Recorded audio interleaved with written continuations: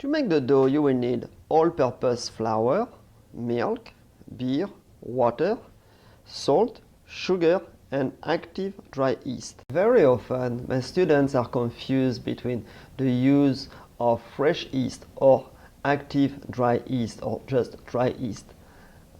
Let's look at, first of all, how to use fresh yeast. When you use fresh yeast, you will have to break it up in pieces to crumble it in a little bowl, and then you will add a liquid, usually water or milk or even beer if you want. But the key point here is really to have the liquid not too hot. So you shouldn't go over 40 degrees Celsius.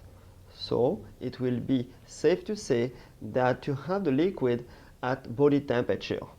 Otherwise, you may kill the yeast and your bread will stay flat. In order to activate the yeast also, we add a pinch of sugar, and this action is called to feed the yeast. Then, when you have mixed up the fresh yeast, the warm liquid, and a pinch of sugar, you're going to let it rest covered with a plastic wrap near a warm source. And what will happen? The yeast will activate and it will bubbles. This is usually also what we call a starter in bread making.